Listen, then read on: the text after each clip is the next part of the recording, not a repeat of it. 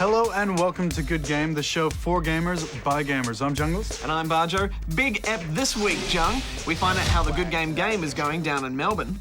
And in Backwards Compatible, we look at Sandbox games and try to define exactly what they are.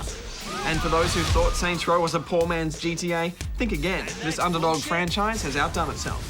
LucasArts has a crack at a game that isn't Star Wars, but that won't stop us making bad Star Wars jokes. I have a bad feeling about this. Fracture is the futuristic first-person shooter where the land itself is your best weapon.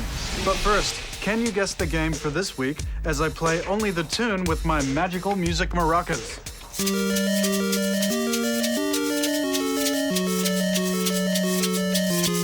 Answer at the end of the show, and now my maracas will read the news. I'm gonna take those.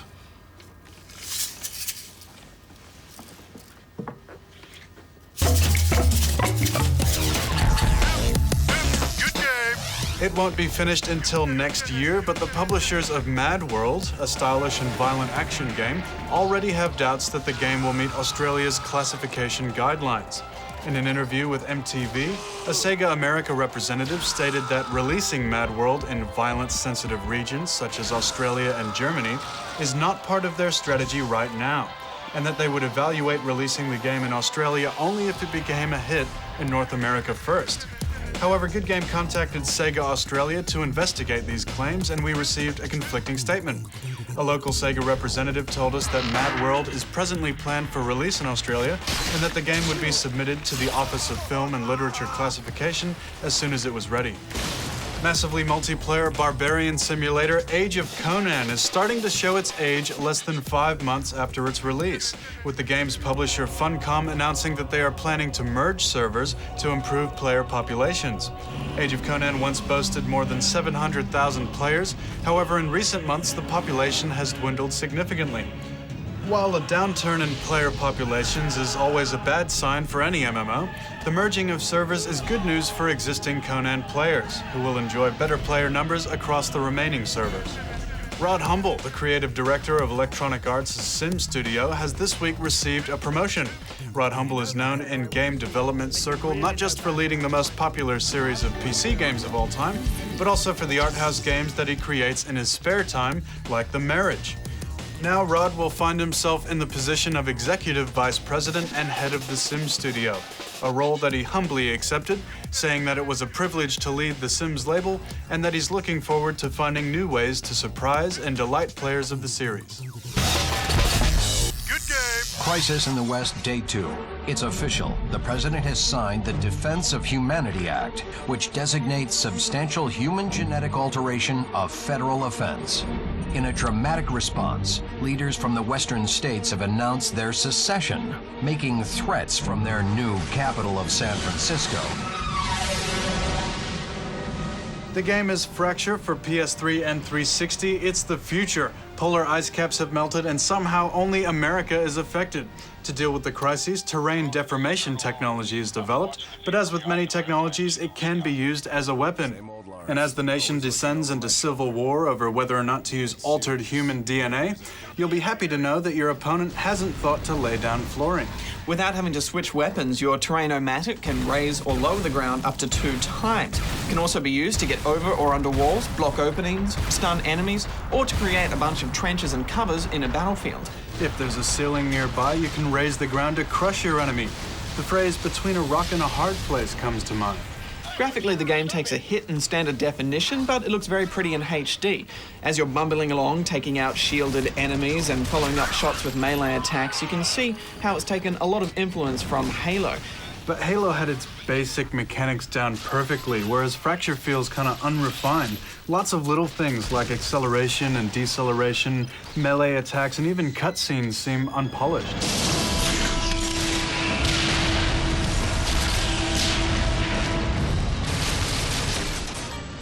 Enemies are too accurate, which forces you to seek cover more often, and you spend a lot of time behind cover just regenning your shield. Cover is fine, but your shot doesn't originate from your eye, more like your hip or your waist, so often you end up shooting into your own cover rather than the enemy. Even if you're on a balcony firing down, your height advantage is negated by your character not being able to lift his gun high enough. So you can't survive long without cover, but you can't do much while in cover. Damned if you do. bored if you don't. I did find it quite fun and intense though, Jung, when you're presented with an open battlefield and it's up to you to make all the cover and trenches. These fights can get pretty intense, and it's good fun leaving the battlefield looking nothing like it did before. Yeah, I agree with you, but they just didn't take it far enough, Like, I was kind of expecting to go over and under walls, but I was also hoping for there to be some nice physics puzzles, which we just didn't see.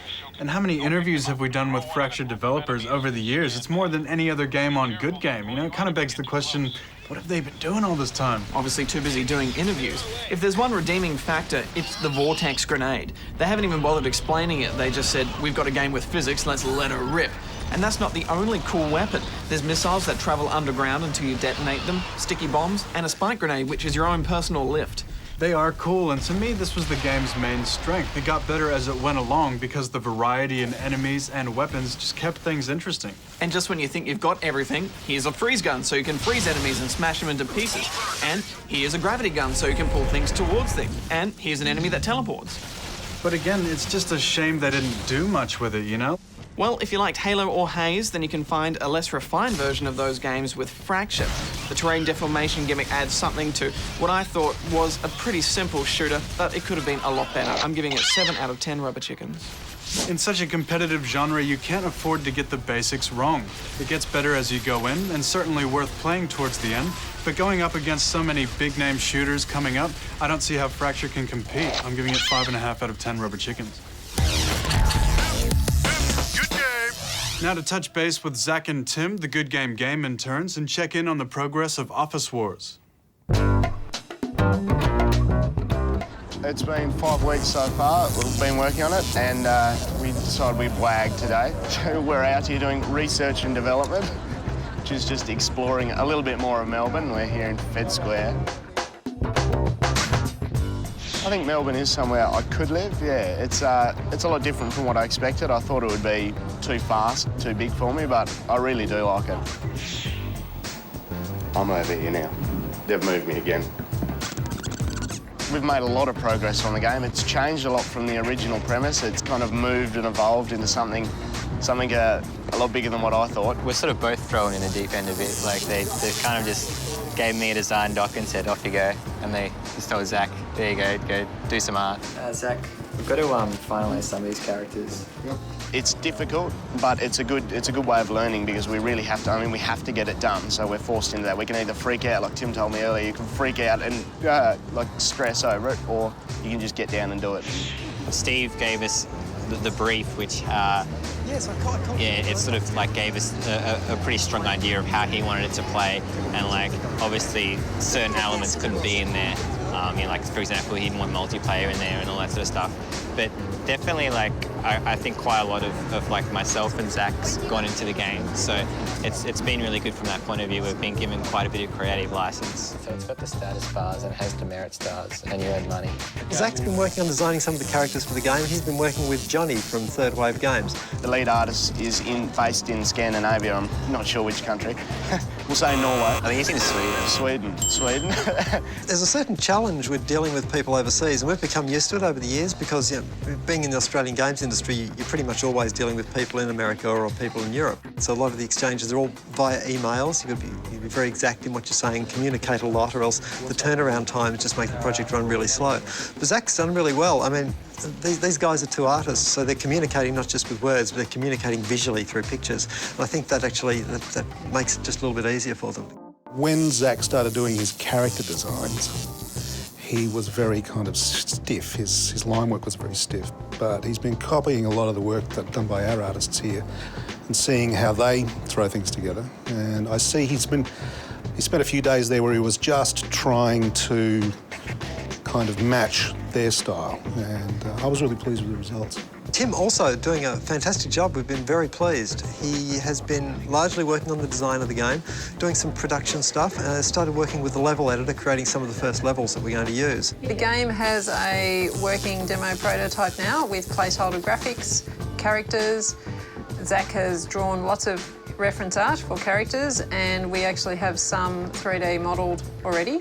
We're still deciding on the music track. We kind of heard the few examples that people submitted, and it was okay. The music was really great, but We kind of had a different idea for, I guess, the style and feel that the game should have. Kind of less electronic, more kind of jazzy. I'd kind of mock something up, put something together, something what I thought would better suit the game. We have the names of all the people who submitted music, and we're going to be asking them to resubmit. So this is one example, kind of.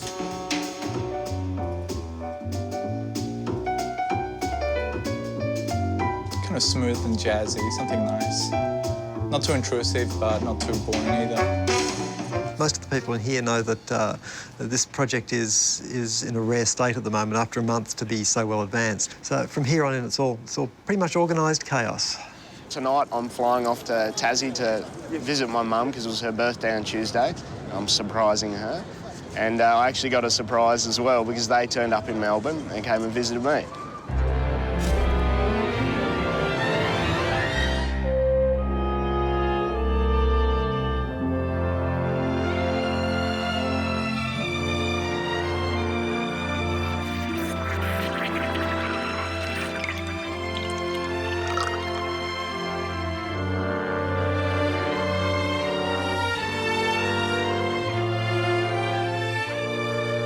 I think it's a great opportunity for Zach because when he was a little guy at home, he was always drawing and inventing characters and designing games. Unbeknownst to Mum, Dad used to get us up into the study and he'd go, "Where's your mother?" And we'd say, "Oh, downstairs in the kitchen." And Dad would get in there and we'd play Wolfenstein 3D, just me and my older brother.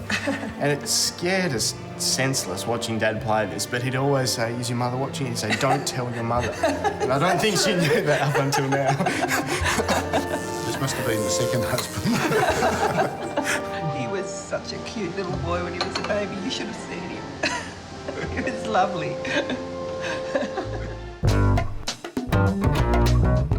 You know, I don't really feel like an intern there anymore. I just feel like one of the other employees there. So that's pretty cool because, you know, like, well, at first it was kind of freaky, but now that we've still got to the stage where I think they're pretty happy with us. Yeah. We can sort of just do what we think we're supposed to do, and you know, not turn up to work. I think it's time for lunch. Let's find a pub. Let's go.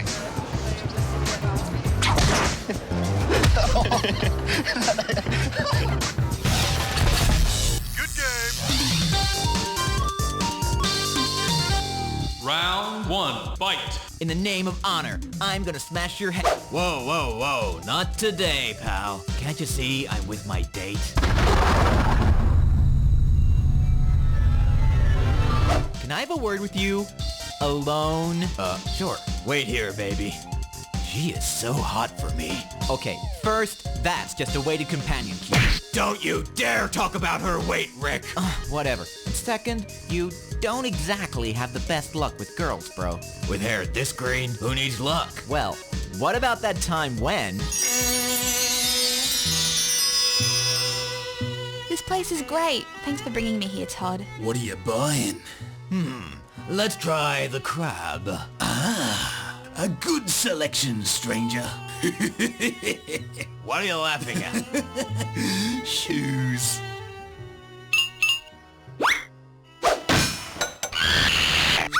Ha ha ha! Saved by the hawk. No tasty Todd brains for you, little buddy. Ah, crap. Is that all, stranger? I gotta run. I think I left my, shirt in the oven. Or, need I remind you of when... So, those real? Of course. They're totally real and fully loaded. At least I have another kidney. How about this precious memory? She meant nothing, baby. You're the one for me. Look, we are just from two different worlds. But... Damn it! I knew you were cheating on me. But... I still don't see your point.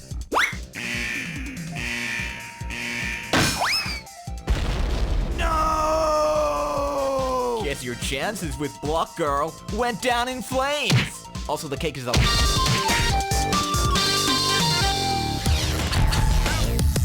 Good game. See if you can guess this game. It takes place in a vast open world rendered in real-time 3D graphics. You can drive cars, fly helicopters, and pilot boats. You can even steal ambulances and tanks. You get various missions to assassinate people or demolish buildings. You can approach these missions however you want. Easy. That sounds like Grand Theft Auto to me. Well, not GTA 3 because, it didn't have boats or helicopters. Not GTA 4 because you couldn't steal tanks. So, Vice City? Nope. The game I'm thinking of was released in 1991. Hunter for the Commodore Amiga was a sprawling open-world action game.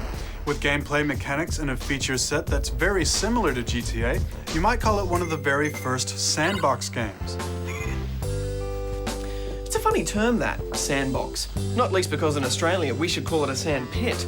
It's one of those gaming terms that gets bandied around a lot without ever really being properly defined.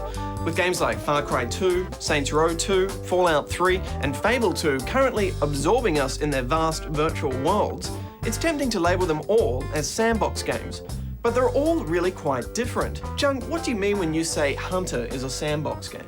Well, for me, a sandbox game is a game where the player has a large degree of freedom. It creates an open environment that lets you explore rather than forcing you down a linear path. You could be talking about Metroid or Castlevania. Super Metroid leaves you alone on an alien planet, never tells you where to go or what to do, you're just left to explore. Castlevania Symphony of the Night is the same. It's up to you to work out how newfound abilities help you progress deeper into the castle. These games don't force you down a linear path. I'm not really sure they're sandbox games. I mean, sure, you can traverse the areas of the world in a different order, but you can't create anything of your own or come up with your own solutions. In contrast, you can see GTA's sandboxiness in the way you and I completed missions using totally different strategies. But GTA isn't a pure sandbox, is it? A lot of the missions force you to use certain vehicles or take a certain route or don't let you kill someone until you've reached a certain checkpoint. A true sandbox would let the player choose every aspect in their approach. I'm thinking of a game like Elite where you could just explore space, trading and raiding without ever obeying any mission directed. You just did whatever you wanted. Sure, you can do whatever you want as long as what you wanted to do is fly a spaceship, but I agree there's a real sense of freedom when exploring a universe of that size. You could say the same about Just Cause. Of course, Just Cause was all about ignoring the objectives and trying to do crazy things like flying a plane as high as possible then jumping out, or timing how long you could stay airborne while grappling and parasailing between vehicles. Maybe that's what defines a sandbox, It's still fun to play even when you're ignoring all the objectives. Look at the Elder Scrolls RPG series. In Oblivion, you can happily ignore the main quest and instead decide upon a life in the Thieves Guild. You can play for dozens of hours just collecting Iliad treasures or harvesting flora for your alchemy business. But I wouldn't say Oblivion was a pure sandbox game either. It might have had sandboxes within it, but you're still chasing goals. You always have one eye on how far you've progressed. You're not just messing around to see what happens. Well, I think a sandbox game can still have goals and objectives, and in Crackdown, leveling up through finding orbs or simply using your abilities gives a focus to the action, and also provides a great incentive to explore. I guess I just want to be a bit more strict with my definition of a sandbox. Modern open-world games like Burnout Paradise have reward systems that encourage you to tackle a range of side missions. The game designers are still setting these goals for you, even if they're not the primary goal of completing the game. You can see the difference in Sid Meier's Pirates. Here's a game with no definitive ending, no ultimate goal. But once you're out on the open sea, you can set your own personal goals. It's kind of like Viva Pinata, which is quite literally a sandbox. There's no way to win the game, so you experiment and interact with its life simulation to see what happens. And I get that exact same experience from GTA, when I'm standing on a skyscraper in Liberty City lobbing grenades onto the road to cause the biggest pileup possible. Then I've jumped into the sandbox within GTA's open world. So what is a sandbox game? As we've seen, it encompasses anything from a non-linear structure to the ability to create your own narrative, from a wide open environment to simply being able to ignore a set of objectives and make your own fun. Perhaps the best definition can be derived from the gameplay itself, its free-form nature. The whole point of a sandbox game is to blur the lines between what we think of as strict genre boundaries, constantly change and evolve based on what the player wants to do. We can't define it, but we can create something and play with it endlessly. Good game. Now, Jung, you know I love to be a gangster.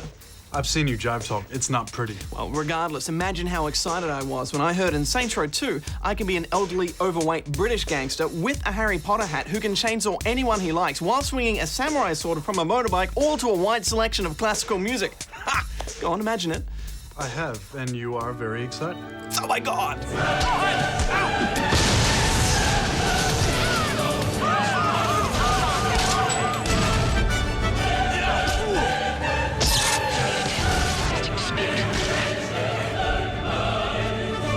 Saints Row 2 shifts you 5 years forward from the original. When you awake from a coma, you discover your gang, the Saints, have all but disappeared, and it's up to you to retrain new members to reclaim the streets of Stillwater. But not without a haircut and an old-fashioned prison breakout.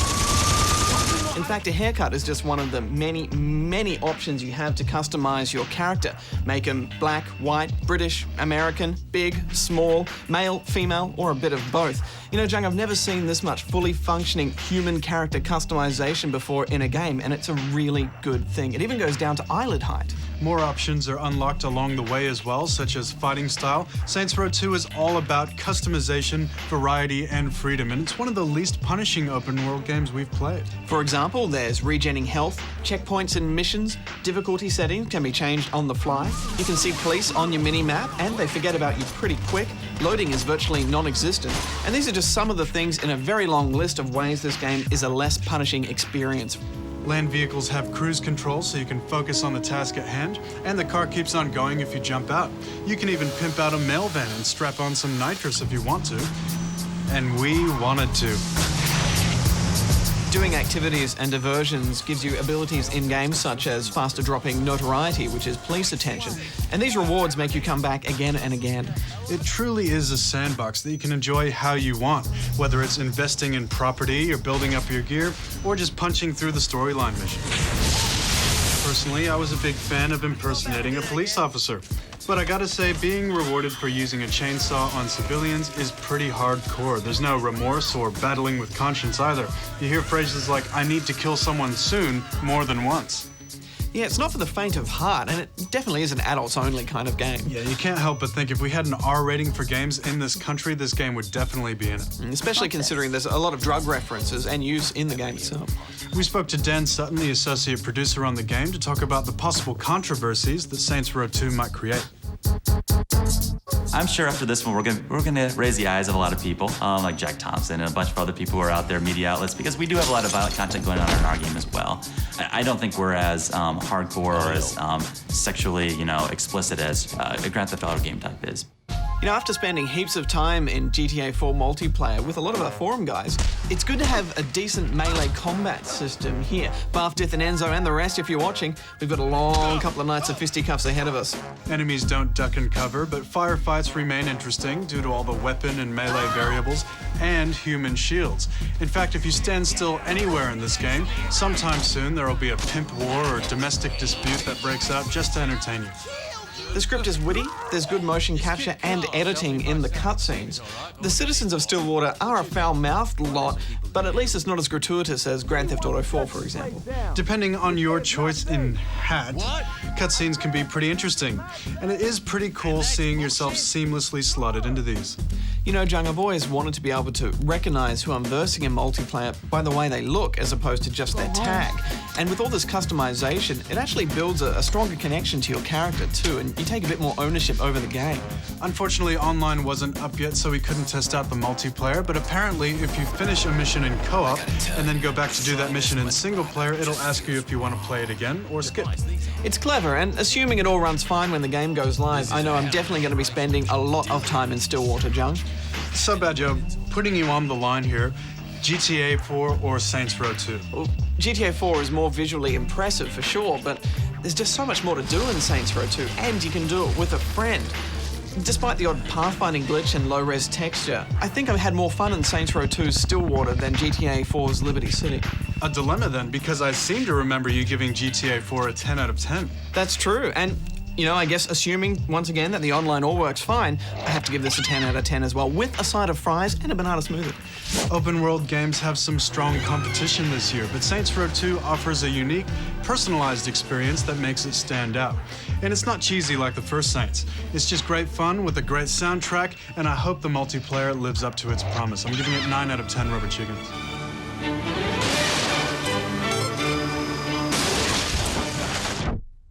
And if you'd like to hear more from the associate producer on the game, Dan Sutton, you can watch our extended interview with him on the website. Good game. Well, if you haven't guessed the game for this week, it was the original Legend of Zelda. This top-down adventure classic on the NES was characteristic of the Zelda franchise in that it set a new bar for gaming. Great music, greater gameplay, and the first cartridge game with a battery that allowed you to save. This one holds a special place in my heart as it was the first home console game I ever played. Well, that's all we have time for this week. Next week can only be described with 2 words: epic win, as we take on some of the biggest games to be released this year. Little Big Planet is an adorable platformer with intense physics that gives you the power to create and share online anything that you see in the game. Fable 2 is finally here, with more combat, more choices based on good and evil, and more ways to offend NPCs with flatulence. Thanks for watching, and remember you can download any episode of Good Game from the website and chat to us on the forums as well. Until then, gamers, may all your games be good ones. Bajo out. Junglist out. Can I have my maracas back now? Alright, but if I hear Bambaleo one more time... Alright. 3, 2, 1, go! Bamboleo, bambolea, porque mi vida yo la prefiero vivir así. Bamboleo, bambolea, porque mi vida yo la prefiero vivir así.